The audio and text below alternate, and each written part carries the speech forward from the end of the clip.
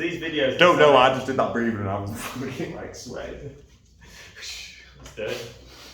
Hey guys, we thought it'd be pretty cool to make a lower limb specific cars tutorial follow along that you can do. That was a big long sentence, but yeah. Right. That's what it is. So Sam's going to be the demo. I'm going to be coaching you all through it. We're going to start with our toes and our intrinsic feet. Then we're going to do ankles, knees, hips, and a little bit of spine.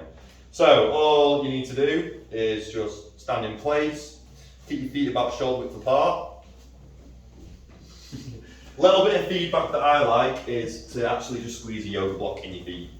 That's just to make sure that we're not moving too much through the actual feet, like we don't want to collapse and supinate, pronate, blah blah blah. We just want to focus on the toes here. So Sam is going to start by gripping all his toes down into the floor, and then he's going to lift his big toes up as high as he can, hold it, and back down. Lift them up. They fell over then. And back down. One more, lift them up as high as you can. And back down. It's okay if this feels a little bit weird. A lot of people don't move their toes. So now we're going to grip our big toes down and we're going to lift the outer four up. At first, guys, you might be thinking, I can't do this. Yeah. And up. Honestly, the first time I got told to move my toes was by Uncle Cook when I started his King Stretch class in 2015, and my toes would not lift.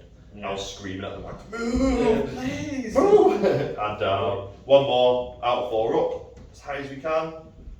And down. Now we're going to lift all five up. Big toes down on their own. Back up. Big toes down. Back up. Big toes down. Now all five up. Last one, we're going to piano key, starting with our little toe. And we're going to slowly piano key in. One at a time, move to our big toe squeezes down. Hard as you can, and then just relax and lift them all up again. Spread them, and then roll them. Dum, dum, dum, dum, dum. Little, slowly keys that way back in. Good stuff. Right, we're going to go to ankles now. We'll get rid of the block. If you need something to bounce, that's fine. We've got a wall behind us, so Sam can just lean against the wall. We're going to just start with our right ankle, so Sam's going to make sure that we're keeping the knee nice and straight. Now, one thing, if you start to see your knee turn, that's your hip moving. If you see your knee bend, that's your knee moving. Keep this all locked, keep your knee pointing forward, and we're going to start by plantar flexing and pointing the toe.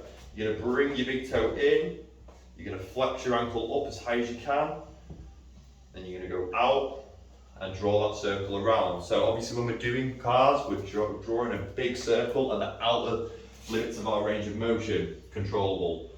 So Sam's thinking he's drawing the biggest circle he can with his big toe all the way around. We'll do 3 in one direction. Keep it controlled, keep it slow, guys. Each rep I always try and say about 6 seconds a time. The slower you do it, the harder it will become. And keep an eye out for any, we're going to change direction now. So keep an eye out, you'll find sticky points or points where you've got bad connections and bad controls. You might jump through those bits, or you might skip those bits completely. They're the parts of our movement that we want to refine down and get better at. One more, so in and point. Sam gets a little bit shaky when he's in plantar flexion here, so he's just going to try and slow that down. Like I said before, a smooth motion, so think about the cadence. Imagine the difference between a cheap watch you're going to get from a lucky man and a Rolex, like the motion of the second hand. One's going to be moving really slowly and one's going to be jumping all over the place. Good, and switch. So lock it all out, squeeze everything, point, big toe in, ooh, clippity pop. Clicks and pops are absolutely fine, especially with like our ankles and our wrists. There's a lot going on in there. As long as it doesn't hurt, it's okay. Yeah. All the way around.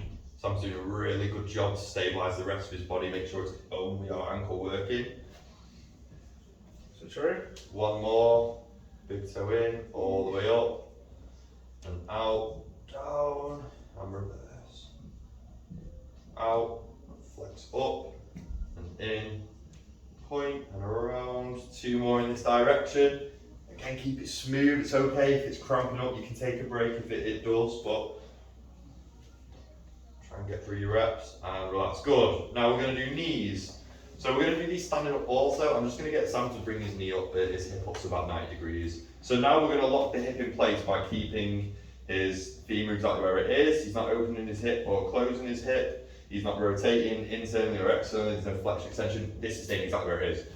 I'm just going to tell him, imagine there's like a laser pointer pointing from your knee to the wall. I'm going to keep it pointing there. So, as you can see, Sam started by rotating, which is part of the movement, and the other part is obviously our knee's primary function, which is to extend and to flex. We're just going to add our rotation in, so Sam's rotated in, flexing all the way back to his bum, as much flexion as he can, then he's rotating out and extending.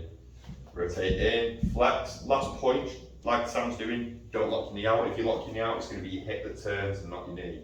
We want that tibia, we want your shin bones to do the rotation, and not your hip.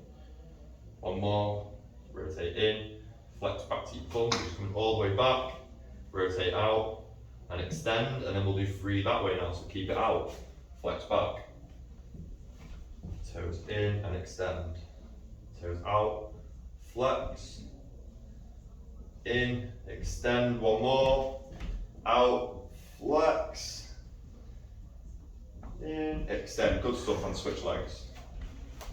Fire up everything in your hip. Fires up in the hip, doesn't it? Good, yeah. So if you do feel like this is a little bit tight in your hip, we can just sit down actually. Do you want to sit down for a second? Yeah. But So I'll do 2 regressions. There's first sitting, but again, if you feel a little bit compressed in your hip flexor there, what we could actually do is if I spin Sam like this, and I just get you to line your back, sir. Yeah, line his back, one leg out straight, and then he can bring his other leg up. Just to take the pressure off his hip flexor a bit. Now it's not obviously actively working, and he can focus on this. I prefer to do standing. yeah. I just prefer, I like to link up all the muscles in the anterior part of my leg when I'm doing my knee cars. I agree. But again, if your hip flexors just go crazy and cramping, off Focus. the focus is The primary focus is the knee, so. One more, rotate out, flex down, in, extend. Good stuff, right? We're just going to finish with our hip cars. We're going to do these in a sideline position because we're already down. So Sam's going to line his side. We're going to keep it nice and easy. Grab yourself a block or a pillow for your head as Sam's done here. Start with your legs straight. I want to make sure that we're in a really nice position, that we're not buckling or hinging back at the hips. And then we're just going to bring the knees up to about 90 degrees or just shy of it. Good. We're going to drive down everything that's touching the floor, we're going to push down into it. So the base hand's going to drive down, that base leg's going to drive down. And his other hand can either press into the floor as he's doing that, or you can squeeze your hands together. Then we're going to go for our hip car. Obviously, we already know our cars, so I shouldn't have to coach through this too much, but we're going to take a deep breath in, brace. We're going to start by flexing that knee up to the chest. From there, we're going to open the hip out, internally rotate, and extend. Always think about adding on, so we want to internally rotate into extension, not one then the other, and around. Everything's always adding on. Our hip wants to abduct, so it wants to externally rotate to come back around and flex all the way back up. Good, that's 1. We'll do 2 more, we're going to do 3 on each side. So we're going to flex up as high as we can. We're going to abduct to open the hip out. Internally rotate, pulling that heel back and extend it. So kick, back and around. Good. And reverse, extend back. Open up, externally rotate, drive that knee back up and around. Lovely. 1 more, big breath in. Flex up, make sure we're just flexing with the hip and we're not changing the position of the spine. Internally rotate and extend. So a big one for that, most people, when they start to internally rotate, their leg just drops straight into reduction. You're on an abduct, internally rotate and extend back with it. And then bring the knees together. Good. Well done, mate. Give us a spin. Spin. Yeah, so I'm going to touch up with that with Sam as a demo now. So the biggest thing that I see when I coach hip cars with people, well, the 2 biggest things. The first one, when we go into flexion, people forget that the hips has a muscle here and it goes to flex, and they end up just doing it from the back. So rather than flexing the hip like so, we flex the hip like so. I mean, it's fine, but I mean, it's not your hip that's flexing, it's your back that's rounded. So 1 cue is to maybe slightly arch, just to avoid that, and keep really good brace of your abdominals. Second one is when we're actually doing our hip cast, so Sam's going to just flex for me, he's going to abduct. So he's going to freeze here. Now, the thing that we see the most is because of our lack of control for internal rotation, when we start to internally rotate, weird things start to happen. We might get cramp and we might just want to get out of it, so we drop down. We might not actually have any internal rotation, so we start dropping the hips back and be like, oh yes, I'm moving here. Or what I just see the most of is just as soon as they start to internally rotate, the knee drops straight down. What I'm going to cue Sam to do is as he brings his knee up and as he opens his hip out, I want him to keep his knees high as he can. He's going to start to pull his heel back, and as he pulls it back more, he's going to start kicking back behind me.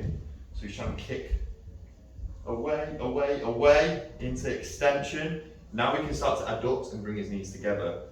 Well done, Maples. Straight down. And reverse. So we're just going to go for our hip curls now anyway. Just really be conscious about that. Every time I bring it up to people, like, oh yeah, I was doing that. Yeah. Extend, rotate. And you'll feel a lot more cramp, maybe. Yeah, you'll feel those intense. internal rotators working more. Yeah, you feel like It might be, more you out. might not want to be there, but it's important, it's good, and you're going to get better at it. Embrace the cramp. It's your friend. enjoy. That's one. Last one. Big breath in. Open the hip out, internally rotate. Extend. And around, good, and reverse, we're going to kick back, we're going to open out, extend, rotate, and in, good. Right, Sam's just going to go onto his hands and his knees, we're going to finish with a little bit of spinal segmentation. Because this is a hip focused one, I'm going to focus more so on the lumbar and the pelvis, so Sam's in his normal quadruped, I'm going to get him now to move his hands back and sit onto his heels. Just like so. And then we are going to not focus too much on the shoulders, the thoracic part of the spine, we're going to just do about we'll go for 30 seconds, we don't need to do anything crazy, go nice and slow. Sam's going to start by tilting his pelvis, sticking his tailbone out, arching his back, nice extension, and then he's going to tuck his tailbone under, slowly flex through the low back as much as he can. When he can't flex anymore, he's going to take a big breath in, and then he's just going to slowly start to tilt his pelvis and exhale. Good. So we're timing from now. Extend, extend, extend, tilt the pelvis. Extend when you feel yourself at this T-junction, you can't go any more without moving your upper back. Tilt the pelvis under, round from the low back, and try to create a little bit of decompression in every single vertebrae through your lumbar. Good. We're trying to segment one at a time. Each one has the ability to move on its own a little bit, whether it be for a little bit of flexion extension, they can all articulate. And again, with last one, flex, flex, flex. Really try to imagine you're pushing your spine out the back of your shirt. Tilt the pelvis and we'll finish an extension. Stick as the bum. Stick with the bum out. Arch the back in. And relax. Good stuff. Well done, guys. Enjoy.